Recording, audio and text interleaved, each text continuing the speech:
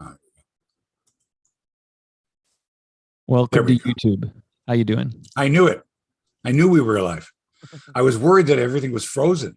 That's right. First thing I thought of was, what if everything just freezes up? Welcome to YouTube. How you doing? Oh, I knew it. It's coming right back at us. Here we go. Okay. While you address your red carpet faithful, I will get this tweet to you. Yeah. So weather forecast, I don't know where you guys are, but here it's -20. And with the wind chill -53 or something like these are where their numbers get just. I heard today it was, your skin will freeze in 7 seconds. I believe it. It's winter. It's February. It's for crying out loud, the groundhog in Quebec died. So that means like winter from now on. Like there will be no more summer. Like that's I what died. How can that be? Forget about that. That's the worst. Sees his shadow, right? Then 6 more weeks of winter. Doesn't see his shadow, early spring, right? Dies in advance. Okay. No spring. It's a bad sign. How long? Sign. I mean, these hedgehogs or whatever, hedgehog and a groundhog. Is there any difference? I really don't know. And the other thing is, I really think we've reached the point where, if it wasn't for the success of the movie, maybe this thing would have died out a long time ago. I don't know. Like, what's the percentage? If we got, Punxsutawney Phil, he's shooting 67%. And the other thing is, can you bet on this? Like with all these sports books now, can you bet? Oh, good question. On, the prediction of the thing and whether it comes true or not. Question. If not, get out of here with Groundhog Day. Like, fuck off with Groundhog Day. Let's ask one of our many sports. Oldest day of the year, always, right? Oh, shout out to Bruce Colburn. Why? Well, isn't he has the song "Coldest Day of the Year" or "Coldest Night of the Year"? Yes, he does. Leave it to you to. That's good. Yeah. By the way, Bruce Colburn was supposed to play with David Crosby, like the week he died. Right, he was scheduled to play that. David Crosby had asked Bruce Colburn to play with him in, I think, Santa Barbara, California. Very been a hell of a show. That would have been. Also, I had Alan Cross over this week, and he had just sat down with Bruce for the CFNY documentary. Oh, that'll be a good documentary. Hey, by the way, any buzz at all? Like anything on the Ballard doc? Like anything, Mike? No, not. It went straight to video. Straight to video. Well, it's on Gem, and I don't know if anyone's interested, but it's like paint by numbers. It's like if somebody kind of glossed over the Wikipedia page and wanted to tell like a young person who's this guy, but there's nothing there for anyone over the age of like 35 or 40. I would say. I honestly think, Mike, that we could, with the audio that you have, put together a way better documentary. Well, I think I did, man. Like, I mean, it's already, but I'm just saying, if for television, you would have to add visuals to it. So obviously you don't have. Oh yeah. You don't have Gord Stellick. You have his voice, but you don't have. So you would have to cover all the audio, and it's been done before. Right. All audio with video, with pictures, that kind of thing. Ken Burns style. More interesting people. Like I would want. I mean, I had. Did I have Dave Hodge on there? But I would have Hebsy. I don't think you had Dave, and that's the other thing is they missed it. I mean, it was like, okay, who can make it to the Royal York for the day we shoot? And Dave Hodge couldn't make it that day or whatever. I mean, it was just, to not have Dave there, to recount him sitting next to Ballard and Beddoes while all this circus was going on for years. Dave, I'm thinking about this. Dave started in I think 71. So I'm thinking, and Ballard died in 90. So Dave was there for the whole 20 years. He was the host of Hockey Night in Canada for 15 of those 20 years. Right. Yeah, he'd be great. Why wouldn't they? Anyway. I don't know. Maybe. I think he was on mine, but that's okay. I wonder if Dave. I wonder if he wanted his expenses paid. just like basic expenses. And they said no. So I'm like, fuck that. I'm not gonna do anything for free. Not for free, but why should I take and have to spend my own money to park or whatever? Or how about this? He learned. I could see the producer. I could see Priestley saying, sorry, buddy, that we don't pay. And not pay, just my expenses. But maybe Dave learned that Alan Eagleson was a part of this, and on principle, he wanted nothing to do with it. You know what? 100% right. Because he's that kind of guy. When I saw the Eagle, I was like, whoa. Of all the people, lots of people dealt with Ballard, but of all the people, you had to get him. Well, I talked to was he your 100th choice? I talked to Bedini. The reason that Bobby Orr had nothing to do with that 1972 Summit Series is because Alan Eagleson was in it. Well, Orr was injured. Well, yeah, but he would be a fascinating guy to hear his perspective because he was there. Well, he was injured. He wanted to play. Yeah, But he was I hurt. know. He I know. knee surgery. Right. Hey, quickly, because we're about to start, but Gene Velitis says it's 10 degrees where he is, and Wayne Brown says it's 2 degrees where he is, and where Brian Gerstein is, it's freezing cold like where we are. So, okay. Yeah, and Montreal apparently is like, Oh, you can't see the end of the world, but it's there. It's like incredibly, ridiculously cold. my daughter's there. Yeah. So let's stay warm with the podcast, which Okay. we've got the official, the red carpet's ending now. As you can see, people are going inside the theater, are ready to listen to the All right. podcast. We got to go because we got a double header here. Let's rock and roll here. You ready? Wait a second. I am ready. Hang on a second. I got to get my. I start the show now. I'm in Get charge. my script together here. Just Until a second. Just a second. Where did that go? No. Okay. So I have to go find this now, Mike. This always happens to me. This is really weird. I have to go back into Google and go back into documents. Like I don't know what to say about that. No, it's fine. I've got it now. All right. And I have Ready your whenever clip you loaded are. up. Okay, here we go. Whenever you are. Here we go. Actually, I realize on YouTube, for you to hear music, I actually have to press a button. This is kind of not YouTube, Zoom. Hold on. So I'm going to press this button here. Okay, now you'll be able to hear it. Here we go again. From the top, like it never happened. Here we go.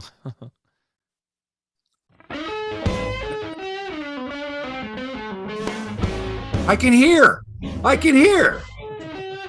We have music. We have a podcast. It isn't frozen. Hell has not frozen over. Hey, sports fans.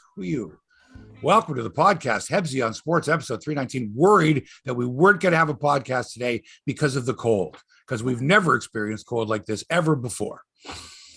I'm your host, Mark Hebscher, in the Little Italy studios, subterranean studio, by the way, so even colder with the wind chill and when you're below ground. So trust me, man. Can you hear the fireplace going here, crackling in the background, Mike? No, I wish I could, though. It would be man. Yeah, I'm not supposed to have a fire going, but hell, I'll be out of here soon anyway. What do they know? Toronto Mike's at the controls in New Toronto. Mike went for a bike ride today. Took the kids to school this morning on the bike. Beautiful. Yeah, a round trip of 3 kilometers, and it was fun. My face was a bit cold. Let's see your face. Oh my God, look at that face. Today on the show, the death of Bobby Hull and the aftermath of the death of Bobby Hull. Like, how do you see Bobby Hull? A great hockey player? Yeah. Private life? Ugh, a dark side. And a lot of people were quick to mention that. And I didn't like that particular, piling on Bobby Hull immediately after his death. What you may not know about Bobby Hull, he was an amazing storyteller. Fantastic. And I'll give you a couple of examples. I've got a tape of me and Bobby in conversation, asked him some great questions, fabulous answers, really revealing stuff. Have that for you in a couple of minutes. In the meantime, how will the National Hockey League honor the Golden Jet at the All-Star game this weekend? Are they going to do something? One of the all-time greats? Or are they going to, not do something? And what about the Chicago Blackhawks and their next home games next Tuesday, I think? What are they going to do to honor or recognize Bobby Hull? Or will they? We'll get into that. U.S. TV ratings for the NHL, terrible. Why? We'll get into that. Toronto Raptors, are they going to finally become sellers? Are they going to deal OG Anunoby to Memphis or New Orleans or the Knicks for a bunch of draft picks? Could be. Probably, yeah. Meanwhile, Pascal Siakam gets an all-star snub. We will reveal the Eastern and Western Conference reserves. By the way, the TV show last night that had it, the TNT, the NBA on TNT, those guys are so good. Ernie Johnson, Shaq, Kenny the Jet, and Charles Barkley are amazing. Only these guys could pull it off by announcing on television who the reserves were. And it was just great. Really well done. Really, I think the hockey producers should, if they had the money, should really take a look at that being the greatest, I think the greatest studio show of them all. Greatest of them all. Tom Brady retires again. Yeah, we'll see. Does he mean it? Does he really mean it? Let's wait. The Bluejays, tennis, golf, and some good Twitter chirping going on these days as athletes are going after their critics. I love it. Some random guy goes, well, blah, blah, blah. Alejandro Kirk is embarrassing to the sport. And then Alek Manoah, what? What did you say? Don't ever chirp somebody like Alek Manoah, because he'll give you the Twitter equivalent of throwing at your head. Chin music, baby. Splat. Are you kidding me?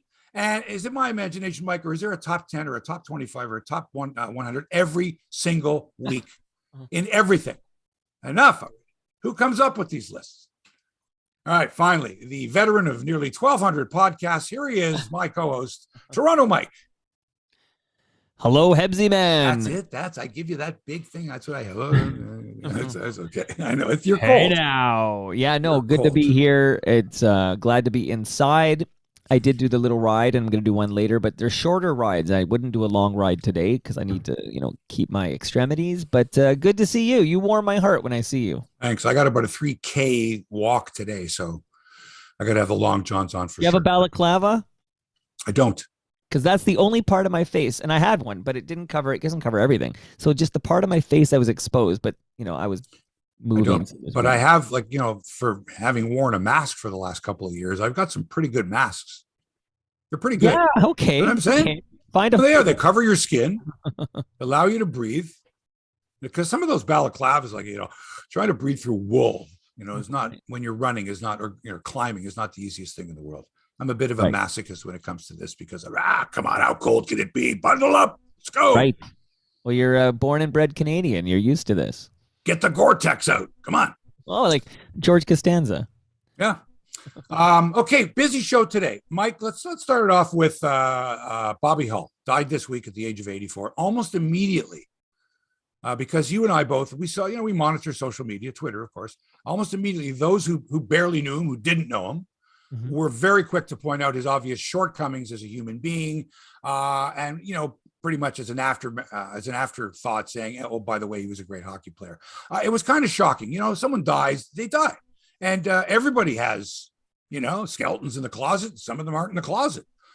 So I was kind of shocked, and to see so much written about the dark side versus the good that he did as not as a hockey player, but man, I met this guy when I was 9 years old. Not only did he sign my autograph, he tousled my hair and spoke to me and my dad in an elevator, right? He could have just taken off. And so if that was my first,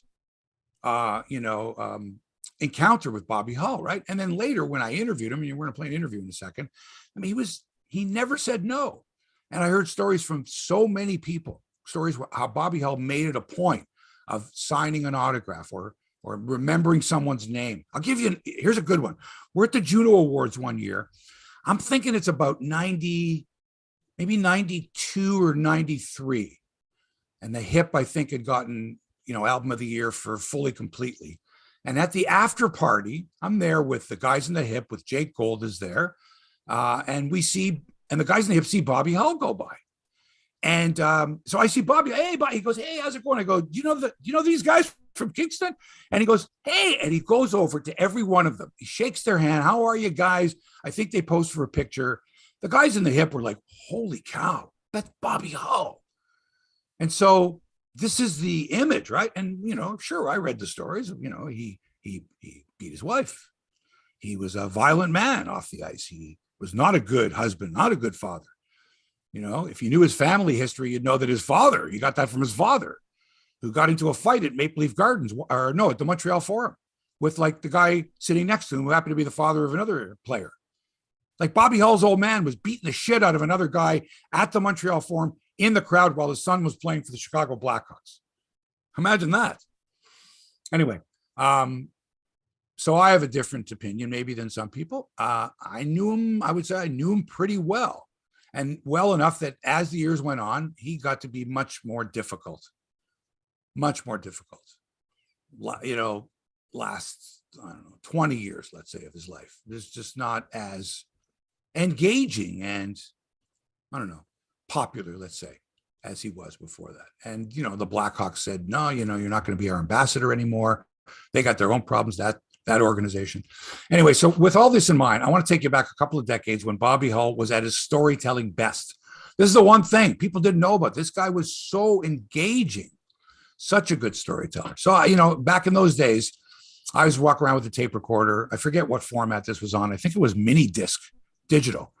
And I would be asking, guys and women, what was your earliest sports memory? And with hockey players, it was always, you remember your first NHL game? And they all do. They all do. And you tell us about your first goal or your biggest goal and stuff like that. So, I'd usually grab the athlete for like 5 minutes and get these questions in there. And usually the responses were great and the stories were fabulous. So after this, we'll talk about what Bobby Hull's legacy should be or might be. But here he talks about first game, best goal, and what his role was in the invention of the curved stick. So let's roll that tape, Mike. I'm with Bobby Hull, the Golden Jet. Bob, I know it takes a bit of memory, but can you recall back when you first joined the Blackhawks, the training camp prior to that first season? What was it like? You're a young kid out of Point Anne. God, I was still a wet behind the ears kid. I was supposed to be attending training camp in St. Catharines, Ontario. I was enrolled in school in my senior year and wasn't going to their practices. I was going to school and playing football after school. And I came home at 6 o'clock one night, and my landlady, Mrs. Christie, said, "You're in deep caca." I said, "Now what did I do?" She said, "Bob Wilson, who was then Chief Eastern Scout for the Blackhawks, has been calling every 15 minutes since 4 o'clock. So I just sat down to meat and potatoes and gravy and the whole deal for dinner, and the phone rings. She said, "You get it. It's got to be for you. It's Wilson again." And I got on the phone, and sure enough, it's Bob Wilson. "Where have you been?" I said, "I've been at school." He said, "At school till 6 o'clock? I said, "I played football." He said, "You did what?" He said, "You get your rear end down here. You're supposed to be playing in an exhibition game against the New York Rangers." So I gobbled down my dinner, made a couple of phone calls, got some tickets for my landlord, and girlfriend. Got there just in time to get dressed. I got lucky and scored 2 goals that night against Gump Worsley, and they signed me the next day to a contract. That was 1957, before you were around. Actually, I was a year old, but anyway, besides that, my dad told me about it. Now, in all the years you played, was there a significant goal besides the first one? Was there maybe 1 or 2 goals where you were really extra proud of yourself? Game winners, playoff goals, something that sticks in your mind, the 500th? Well, I guess likely every goal I scored, I can almost remember. And they were all such great times. The 15 years I spent in Chicago, and then the part of 8 in Winnipeg, it was all great. But I guess I'm going to have to go back to winning the scoring championship when I was 21 years old against Bronco Horvath. We were last game of the season, went into the game, both had 38 goals. He got 1, I got 1, and it's still tied. He gets hit in the jaw with a puck that bounced off Murray Balfour's chest and wasn't going any faster than you could flick it with your finger, and down he went. He was out all the second period, and the third period didn't start, and it was likely 3/4 of an hour in between. Finally they started, and Bronco had gone to the hospital, if you could imagine, and wanted to get an x-ray. Now, they couldn't have got me off the ice if I was going for a scoring championship, which he had never won at that time, and he was getting on in years. Last, they put Horvath's line against us. That's Uke line, Stasiak, Horvath, and Busey, against Billy Hay, Murray Balfour, and I, that was the $1 million line at that time. And last shift, Stasiak was checking me. I'd go stand behind our net, and he'd come with me, and the play was in Boston's end. Last ditch effort, last shift, I grabbed the puck in our end, and I see Stasiak. I'd tired him out. He was standing out at center ice with his tongue hanging out, and I wheeled down left side, faked inside, came outside, went around, I think it was Billy Boyven, if I'm not mistaken, and I couldn't cut in on the goaltender, and I just threw it just blind, as you would, in frustration and in hope, out in front of the net. And big Eric Nestorenko came floundering in there, and it hit him in the skate and went in the net. And I beat Bronco by 1 point, I think either 81 or 83 points. We each had 39 goals, and that was a high point in my career, knowing that I could play against the Howes and Bellevaux and Richards and come out on top. So that was very, very important to me. Okay, final thing. I asked Andy Bathgate about the birth of the curved stick. He says he invented it, but he couldn't use junior. But he couldn't use it. Actually, he couldn't use it because he broke a lady's jaw, and knocked out all of her teeth in practice. And he said that he left the sticks, and Stan Mikita, who was also a left-handed, right-hand shot, borrowed them and maybe popularized it. What do you remember about the moon stick or the banana blade or whatever you wanted to call it in those days? And how did you start using it? Andy told me that he was using it in junior, but when Alf Pike came to coach him in Guelph, he wouldn't let Andy use the hook stick. Now that was a few years before Stan and I came up. Stan came up in 59, I believe. I was already there 2 years and had used a straight stick, and we were all the way into 63 by now. Stan was a bugger to lean on those Northland pros and break them when he didn't like them. And I said, Stanley, if you don't like the stick, put it in my rack. I know 400 little kids who would love to have it. To hell with those little bricks. And he'd lay on it and break them. Well, this one time, Billy Ray is with the also-rans down the other end. Stan and I are standing up by our bench at the old stadium. And Stan is standing, these are rickety, these rotten Northland sticks. And he's leaning on this one. And he's not heavy enough to break it. And it's just willowy enough that it took all his weight and wouldn't snap. So he jammed it in the door of our bench and started to reef on it, and it split down the middle of the blade. Top part flew out, the bottom stayed in, and he still keeps prying on it, trying to break it. It came out looking like this, almost like a half moon, the bottom part. And you know yourself, when you played road hockey and got the sticks down to about an inch and a half, how you could really wheel the puck out on the ice. In going downstairs, you had to rap on the glass to get the trainer up. And in the meantime, trainer came up, saw who it was, went down, got Stan a stick, and he was standing out in front of the net, wheeling the pucks in the net, wheeling them, snapping them in the net. Finally, the stick came up, trainer gave it to him, and he wheels the other one over the glass up by the organ. Came back, I said, what on earth, Stanley, were you doing? Firing the pucks in the net, retrieving them, shooting them in. He said, Bobby, when I tried to break my stick, I put a hell of a wow in the blade. And he said, can you ever shoot it? He said, after practice, I'm going to have Northland send me a half dozen with a hook in them. I said, well, while you're at it, just have them send me a half dozen, only hook them the other way. And that's how I understood that everything got started. Would you have been a 50-goal scorer without the hook stick? I scored 50 the year in 62 with a straight stick. So, last guy to score 50 with a straight stick, weren't you? That's a possibility.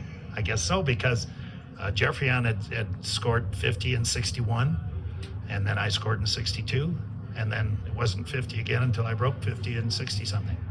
So, there's the story. And what's that guy on the news say? And that's the rest of the story. That's great. Thanks, Bob. So there you go. There's some trivia there from Bobby Hull.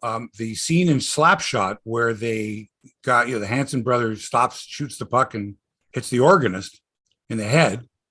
That actually kind of happened, right? Stan Mikita firing pucks up at the organ. So I wanted to put some things in perspective because this is the Bobby Hull that I remember. We all have, we've all done things that we regret, some, way more than others. This guy had a dark past, definitely.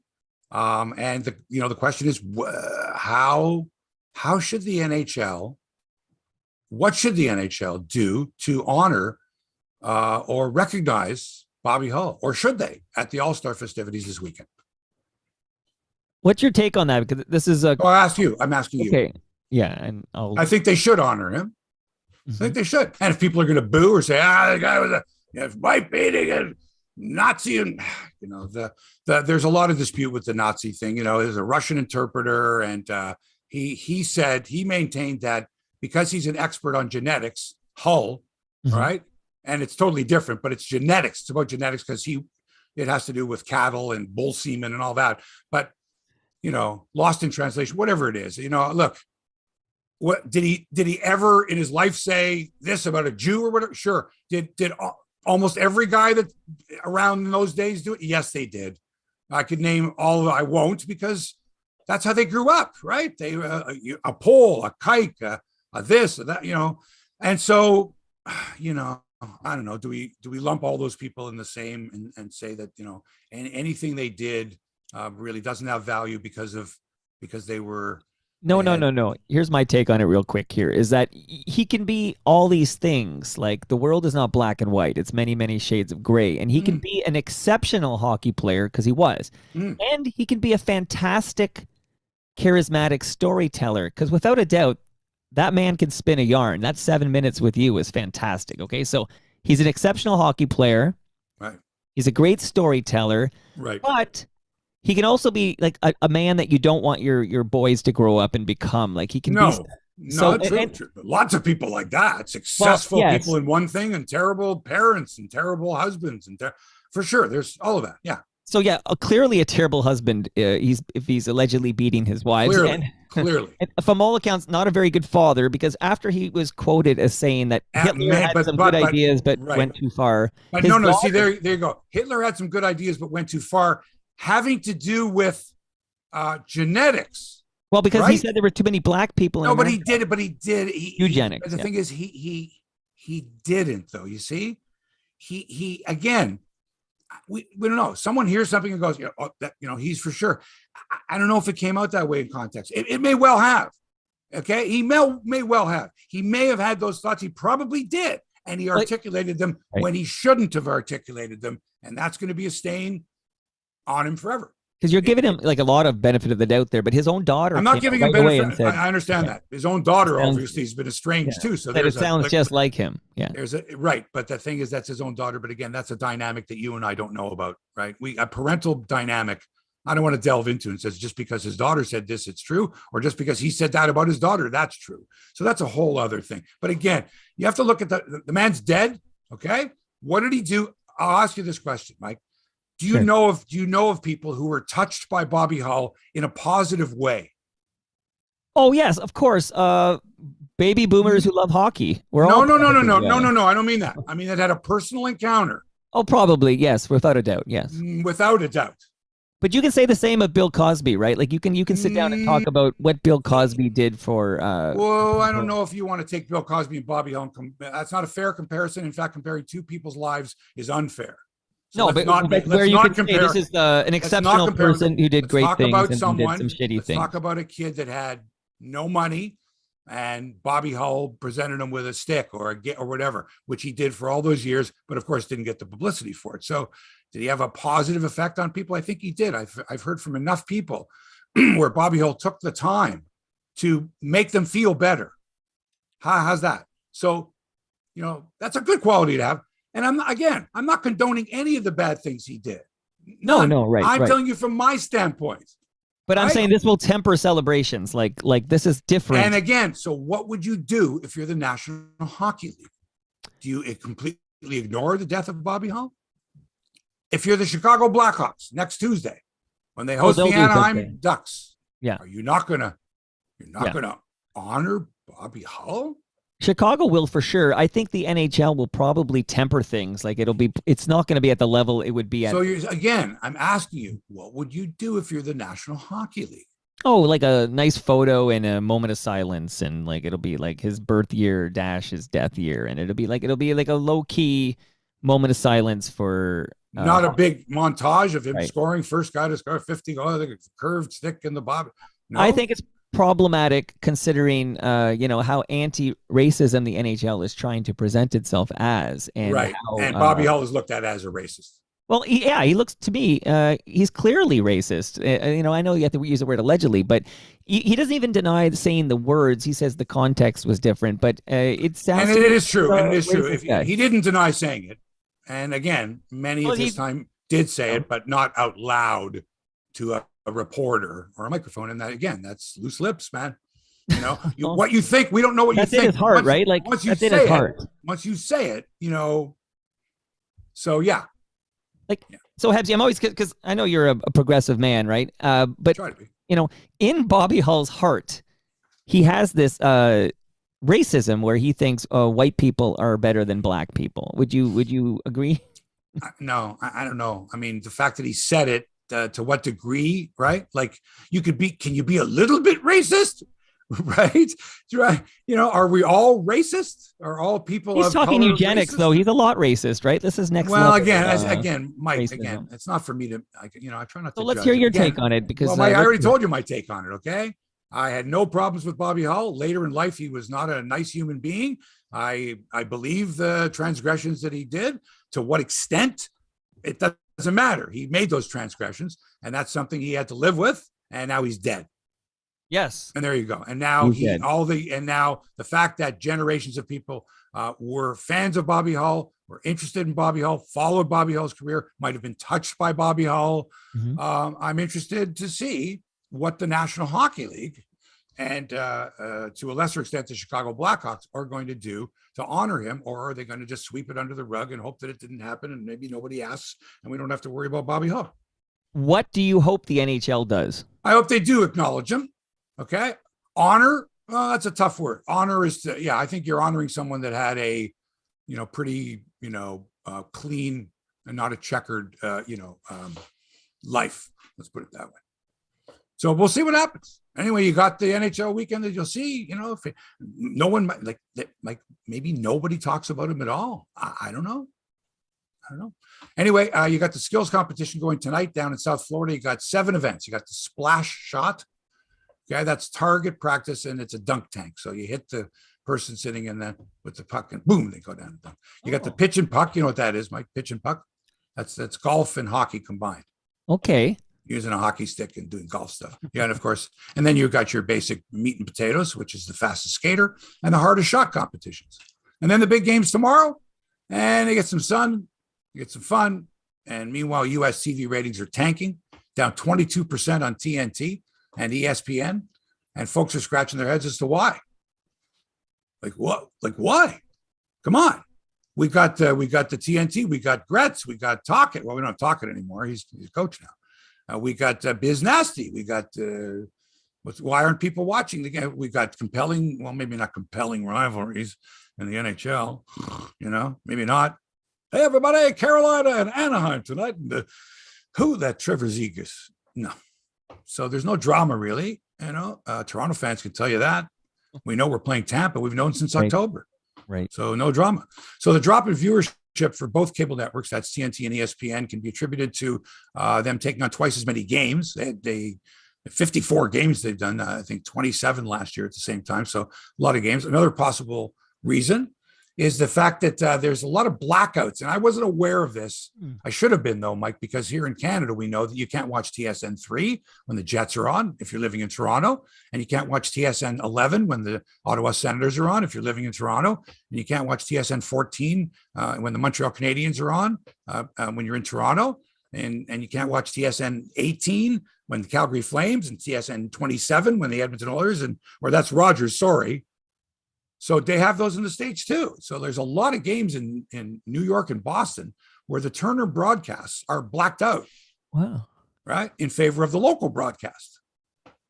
So you're not watching those guys between periods. You're watching, you're watching the local, the MSG network and Nesson and all that stuff. Regional broadcasts. Regional, baby. Now, I know Connor McDavid was drafted by the Edmonton Oilers, and so I'm going back to, can you imagine if Connor McDavid were a Ranger or a King or something like that, or, even a Bruin or a Blackhawk or something? I know. Because this guy is, to me, this is the face of the NHL and most electrifying player they have. And, Brian mentions, I think he's only been on twice or something, and he plays in Edmonton, for goodness sakes. Well, again, when you've got 31 teams, 31 or 32 now with the Kraken. 32. I can't even. And the Kraken's the latest one, right? Kraken's the latest Vegas one. And then Vegas before. That's another. That would be a good one, right? You ask someone, give me all the franchises in the NHL in inverse order of their inaugural season. Right, okay? But you count the Jets as I guess that would be the Coyotes. Okay, yeah, I like your idea. We'll do that one day. That's a good one, right? That's like that's like saying to someone, say the alphabet backwards, like Z, Y, X, W, V, U, T, S. I still think of the Sharks as a new team. O, N, M, L, K, J, I, H, G, F, E, D, C, B, A. Right. Go backwards now. Go backwards. And do the same with Toronto Maple Leaf goaltenders. Ready? Backwards. Let's go. Come on. That's a fun drill. Let's talk some basketball now. Yes, sir. NBA trade deadline's next Thursday. That means the Raptors will likely be sellers Now that they've sunk to 12th in the East, they're 2 games out of a play-in position. Even if they made that play-in position, a lot of things would have to go right. Although I still maintain that the team they've got when they're healthy is a good team, but they're not always healthy. And OG Anunoby is the biggest culprit. He's a fantastic player when he's healthy. And a lot of teams are interested in this guy. And this would be a good time because you're going to get max return for OG Anunoby. Friendly contract, the whole thing, a new CBA coming. I don't have to tell you that this is the time that you're going to pull the trigger on a deal. And it's going to be Anunoby, and the Knicks want him, and Memphis wants him, and New Orleans wants him, and everybody wants this guy. Everybody wants this guy. Yeah. Everybody. The Knicks have 1,000 draft picks. The Knicks have so many picks, it's not even funny. But they've got some good players too. A nice mix of players. And I'm talking RJ Barrett. You're not going to. But there's some good ball players on that team. And so they could make a nice deal with a lot of teams. So we'll see what happens there. Meanwhile, Pascal Siakam. I want to tell you, folks, there's snubs and then there's snubs. Now, the word snub is thrown around a lot around the Academy Awards time, or nominations for the Rock and Roll Hall of Fame, or additions to an all-star team. Am I right? Yes. You put that word away the rest of the year. You only bring the word out right when somebody didn't get an award or nominated. Usually it's nominated. Right. For an award. You're not snubbed when you don't win an award. You're snubbed when you don't even get nominated. You can't even say it was nice to be nominated. So listen to this. Yes. In the history of the NBA and the All-Star game, which goes back 60 years, in the history, no player at the time of the All-Star break who was averaging over 25 points, over 8 rebounds, and over 6 assists, 25, 8, and 6. Okay. And not be named to the All-Star team. Wow. Until this year. Wow. Pascal Siakam. 25, Snub. 8, and 6. Okay. And not named to the All-Star team. That's called ripped off. That, my friends, is a snub. And that's a result, much like I mentioned Connor McDavid being in Edmonton is unfortunate. Sure. This is because the man plays north of the border. 25, 8, and 6, dude. And you're not in the All-Star game? What do you got to do? Put that guy on the Knicks and tell me he's not an all-star. Come on. Are you kidding me? He's a starter. Okay, Eastern Conference reserves. Bam Adebayo of Miami. Jaylen Brown of Boston. DeMar DeRozan of Chicago. Joel Embiid of Philadelphia. Tyrese Halliburton of Indiana. Drew Holiday of Milwaukee. Julius Randle of the Knicks. I don't think so. Nice, it's Tyrese Halliburton's having a breakout season. He's not fucking Pascal Siakam. Fuck off with that. Drew Holiday? Give me a break. Really? Okay. And normally I wouldn't do that because they're good ball players, but not either of them ahead of Pascal Siakam. No effing way. No way. Hebsy, before we leave basketball. Hang on a second. Hang on. Oh, yeah, go ahead. We haven't left basketball. Oh, I'm sorry. Western Conference All-Star reserves. Okay. Paul George of the Clippers. Shai Gilgeous-Alexander of Oklahoma City. Right on. Now, this is something that like Canadians should be like, this guy's fantastic, but he plays at Oklahoma City. And when was the last time you saw Oklahoma City on television? Like never, hardly ever, unless they're playing the Raptors. You got Jared Jackson Jr. of Memphis, great ball player. Damian Lillard of Portland.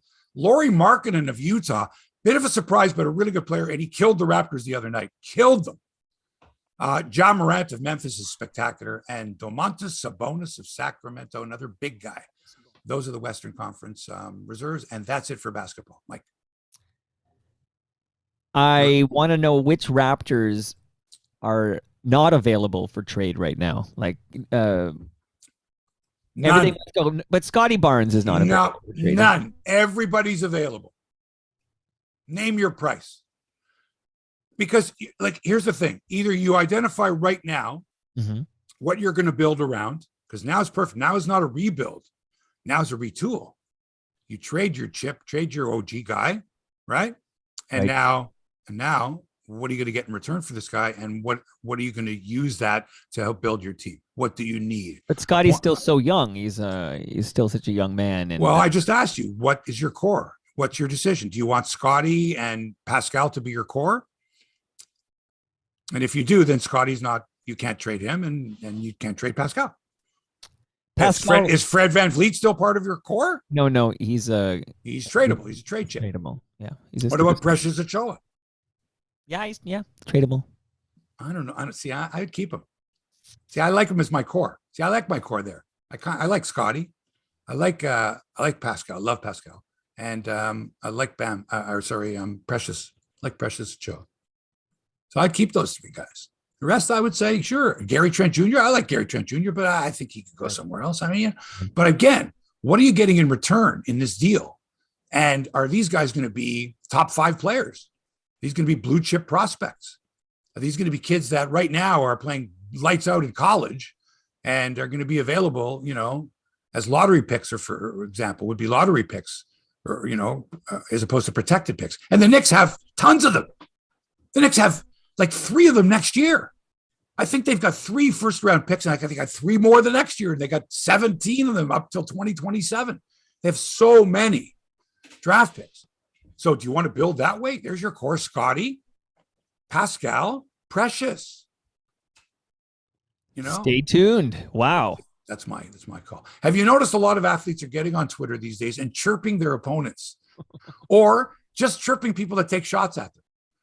And remember, Mike, back in, I think it was like June or July, some host in Montreal, I don't even remember his name, not worth remembering. They ran video of Alejandro Kirk going first to home. No, I remember this guy, of course. And he's running. And it was funny to see people were making fun of it because he doesn't look rotund. He doesn't look athletic, but he's running his guts out. And you're like, he just doesn't look it, but he's running his guts out. He's running his heart out there. And some people took it to think that they could body shame Alejandro Kirk, right? I don't remember what this idiot tweeted, but it was something like, this is embarrassing for the sport. What, over that video. Yeah, it was Matthew Ross. Yeah. Yeah. Okay. Whatever. Giving guys like, prominence, giving guys like this prominence feeds negative stereotypes. And so it was Alek Manoah, who went after this dude on Twitter. I think got him fired too, didn't he? He definitely disappeared. So I don't right? He's taking a breather. Like, oh, you're the guy that body shamed Alejandro Kirk on Twitter.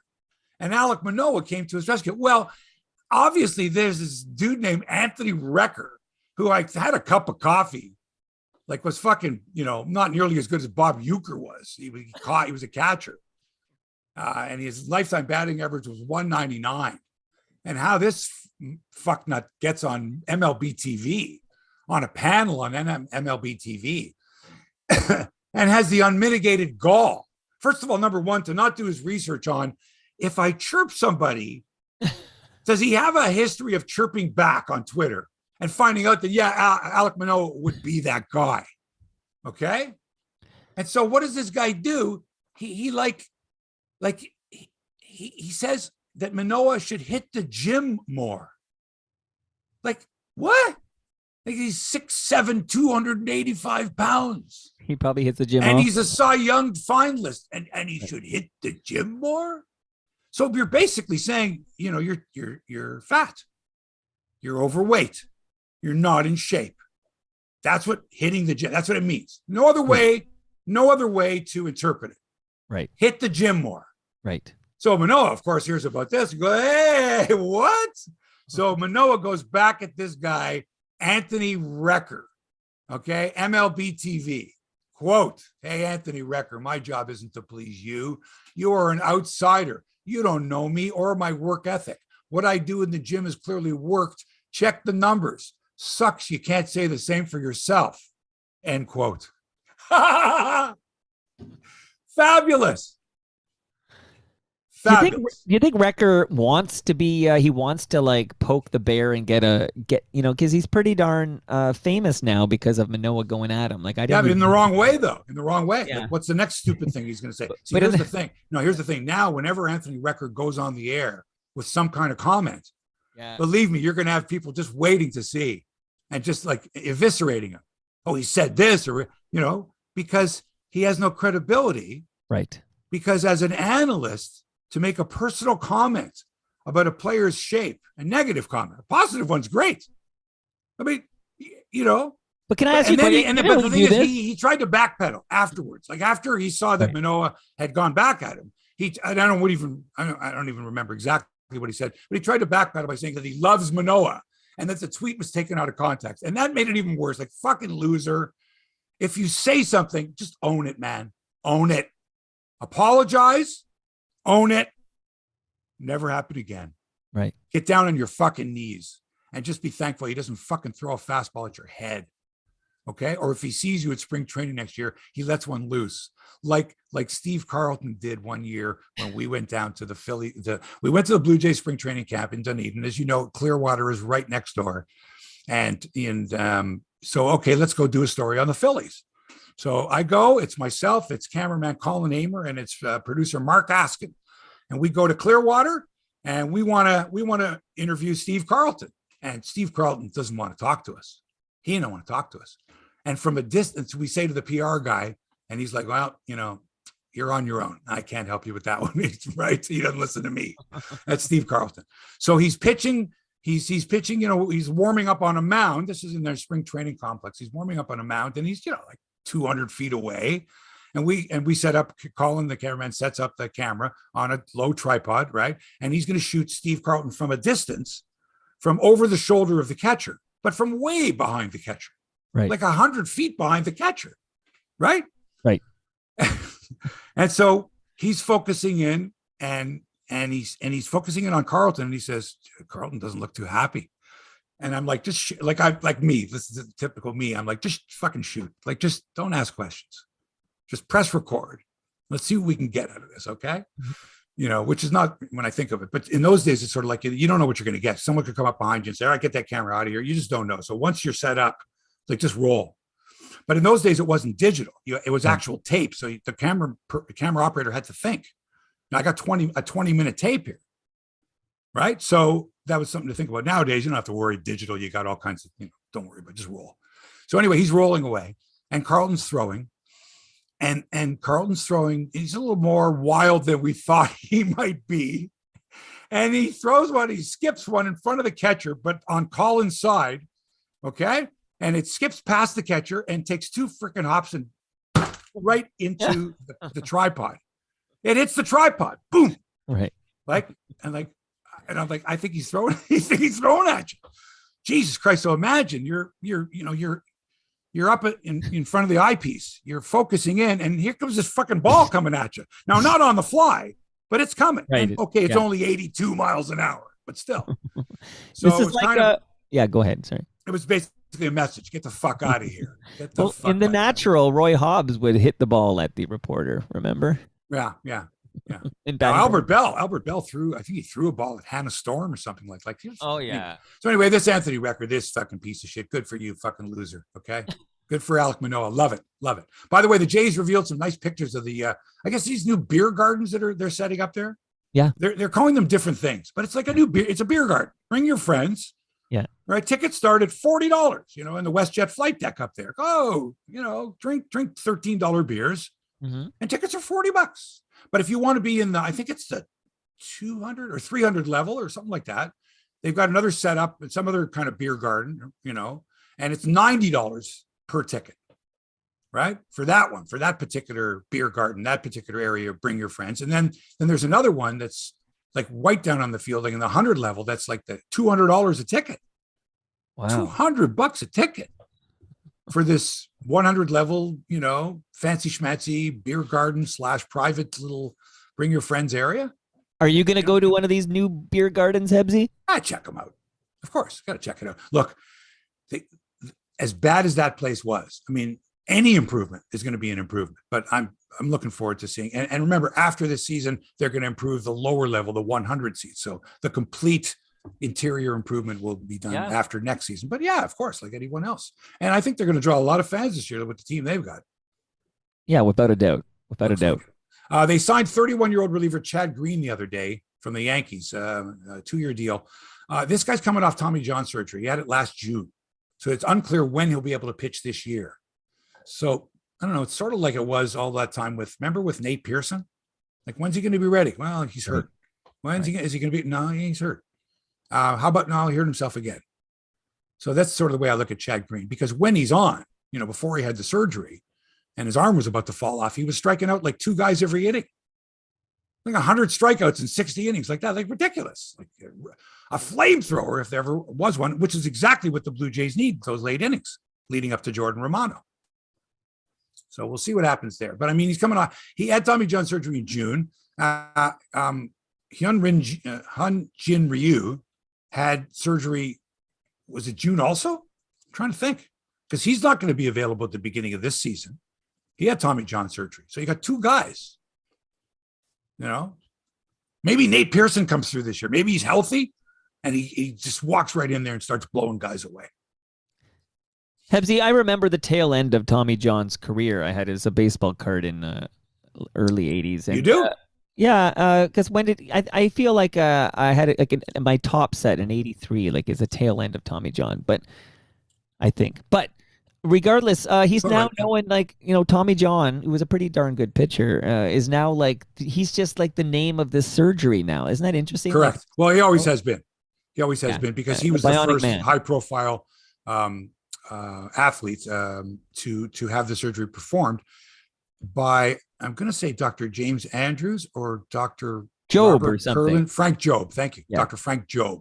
There was Dr. Frank Job, Dr. Robert Curlin, who I think performed on Sandy Koufax in the 60s and said to him, you better freaking retire or else you're going to lose the use of your arm. Right. And he's like, I'm the greatest pitcher in baseball. I just won the Cy Young again. If you don't retire, you're going to lose it. And at the peak of his career, it would be like Connor McDavid retiring. Seriously. Although, except Connor McDavid would have already won 3 Stanley Cups. Right. Well, Jim Brown kind of did that, if you think about it. Absolutely did that. Not because of injury, though. Right. No. Like being underpaid and treated like a slave. Oh, and Barry Sanders, too. Like Barry Sanders did as well. Barry Sanders did as well. Hey, there's 3 guys right there, age of 30, at pretty much the peak. Right. The peak of their career saying, I don't think so. What a way to walk away. Like Tom Brady could have done that. He could have done that. Mark Recchi did that. Mark Recchi won a Stanley Cup and retired. But that's it. I'm done. I love Ray guys Bork. like Ray Bork, of course. So that's the way to go. Tom Brady missed out by a year or two. Okay. And last year he announced his retirement and all the essays and all the tributes and all the and I told you at the time, Mike, said he can't come back. I distinctly remember saying it. Episode number, whatever it was, 242. Should have pulled the clip. I said, I don't care. But I said, remember, if he says he retires and he accepts the accolades, he makes a speech or he puts out a statement where there's an essay and there's a tribute, he can't go back. And what happens a year to the day? He goes out on the beach outside of his home, sits on the sand dunes and records a 30-second TikTok, whatever. I'm retiring, guys. Thanks, guys. It was great, guys. Yeah, I'll believe it when I see it. Meantime, he's got a $350 million contract waiting for him to broadcast football on Fox. Wow. And my question is this: what if he's shit? What if he's a lousy commentator? What if he's like, oh, fuck, we got to listen to this? Like Koufax, as soon as he retired, NBC offered him a gig. Said, Sandy, come on, game of the week. He couldn't. I mean, he was well spoken. He was articulate, but he couldn't bring himself to be the, critical of other ball players or whatever was necessary. He didn't have the personality. And I don't know, like, is Tom Brady going to be like snarky when he's on the air? Is he going to be deferential to other players? Is he going to be, well, I played, I don't know. So I'm not sure. I'm not sure I want to listen to Tom Brady broadcast football on Fox. I don't know. I like Tony Romo. And then I don't like Tony Romo. Right. I loved John Madden, and there were times where I didn't like John Madden. I loved Pat Summerall. Sometimes I did. You're not always in love with, but for the most part, you appreciate what someone can do, right? And I'll ask you the same thing, Mike, about various play-by-play teams, let's say. Madden and Summerall, I thought were absolutely fantastic. And the perfect yin and yang. The perfect. They were great. They were great. Hey, do you think, what are the odds that Brady stays retired? I don't know the man, but I would think that if he unretired and anything happened to him, he'd be the laughing stock. He would be. See, here's the thing: if you look at, like, for example, like Sugar Ray Leonard, retired and unretired, retired and unretired, and at the end, not a laughing stock, but kind of less of a man. Brett Favre, he could have retired gloriously, but he kept coming back, and then I'm going to retire, and I'm going to come back, and I think it tainted his legacy somewhat, because you think of him as, oh, that old guy that should have retired. And with Tom Brady, you shouldn't have to think that way. That last year was the last year. He came back, didn't work out so well. Time to go. And also too, I'm getting tired of Tom Brady. Yeah, that's enough. I'm just getting tired of Tom Brady. In hindsight, when he did win that Super Bowl with Tampa Bay, that was the moment right after that big Super Bowl. That was the moment. But he's like, no, I can't quit. And of course, everyone's going to speculate: did it cost him his marriage? Did it, that whole thing like that? Did it do all that? So I don't know. I don't think so. I'm not too worried, because I don't want to hear from him anymore. Max Homa, mentioned him last week on the podcast.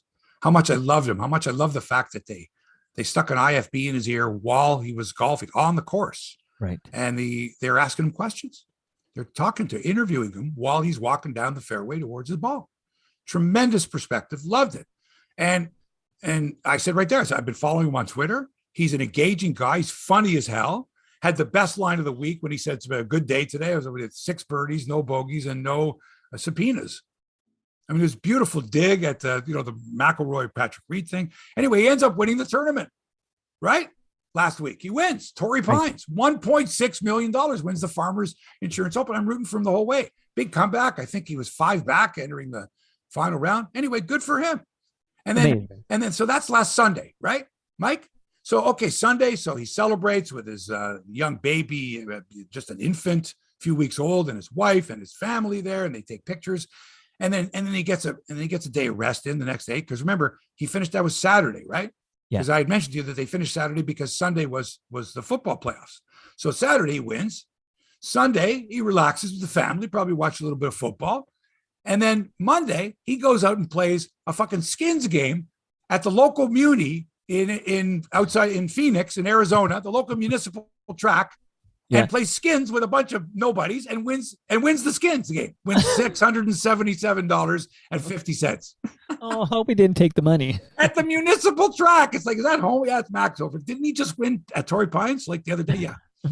What's he doing? Well, he likes to play. And that's a great name. That's a great name, Max Homa. And that's what I love about golf. See, I'm a big Max Homa fan, and you should be too. You got to follow this guy on Twitter. He's great. He's great. But he's not playing this week at the AT&T Pebble Beach. This is the invitational. This is where the celebrities play, Mike. This is the one that takes like a long time. It takes a lot longer because you're playing. A pro is playing in for the first. I think for every day, but for the first few days, you're playing with every group is playing with celebrities and CEOs of companies and all that, right? Right. Pro-am. It's a pro-am. So the professional plays with amateurs. And then on the final day, it's only the last, like the top, I think 10 or whatever it is, groups, amateurs that are still eligible, still on the leaderboard, get to play. And so this is the one that had, Clint Eastwood and Jack Lemmon and all the actors, whatever, and Alice Cooper. I don't know if Alice Cooper played in this one, but I'm just throwing names. But anyway, Bill Murray, of course. And it takes forever. And so there's a lot of guys that aren't playing in this one. Like Homa's not playing, and Rory's not playing, and Spieth isn't playing. These guys aren't playing.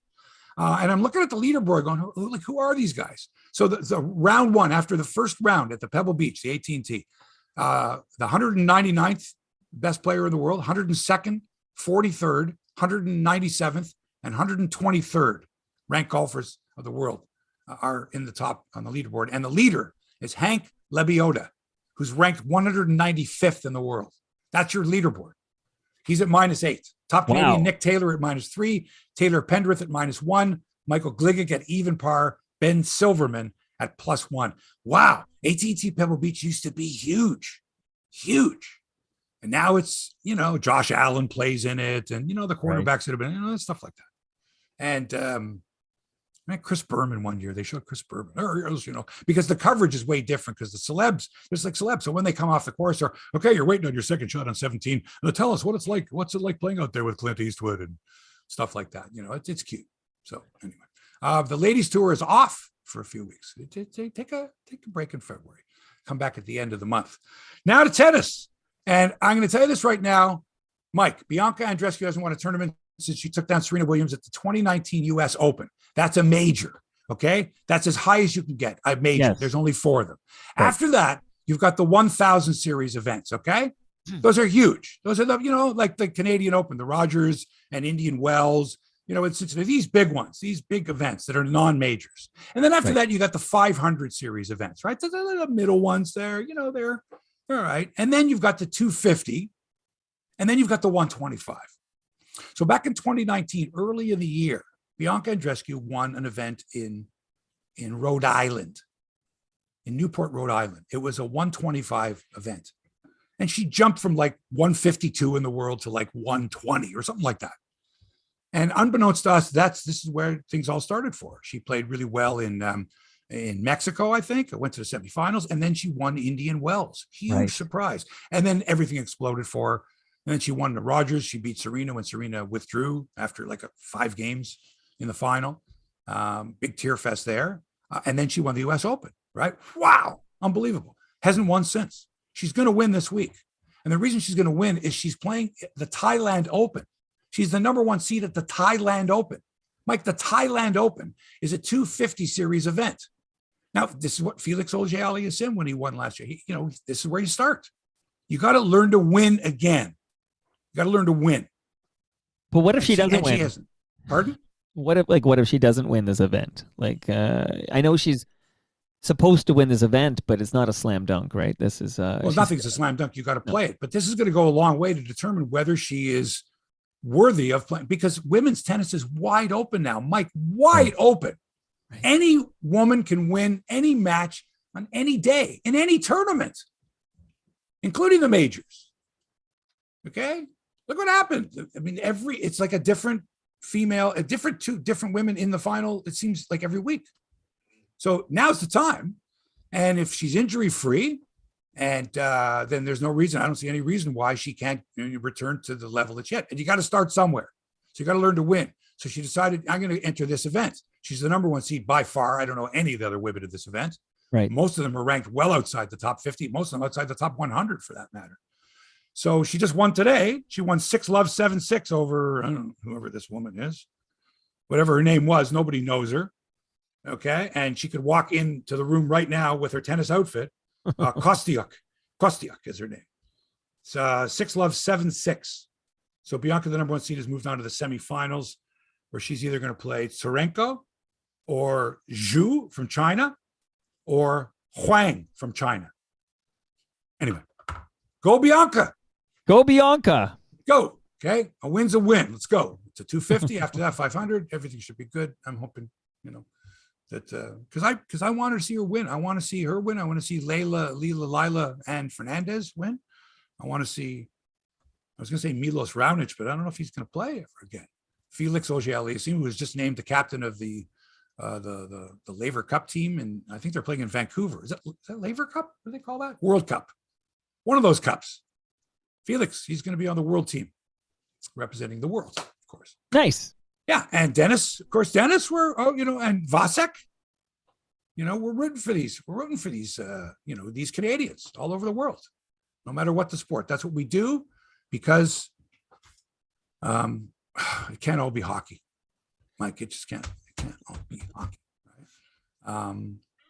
And Felix Auger-Aliassime was the last, just won the Athlete of the Year in Canada.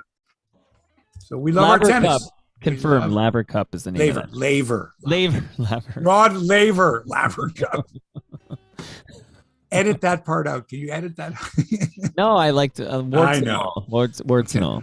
All right, that's it for episode 319 of Hebsy on Sports. For those of you who want more sports, I'm going to be doing Toronto Mike's podcast in, 15 minutes or something like that. Well, Dave Charles is already here. So there you go. So Dave Charles, Mike, and me will be continuing our discussion. But we'll for this particular podcast, we're done. We're going to get this. We're going to get this out as ASAP. Thanks to Toronto Mike for production and inspiration, as always. Hit him up at Toronto Mike and check out his excellent podcast. He's approaching 1,200 podcasts, 1,200 episodes. I've only heard like 900 of them. I got a lot of catching up to you got to catch up, Hebsy. I know. Anyway, thanks for allowing us into your headspace. Back with another exciting episode of Hebsy on Sports next week. Until then, so long for now.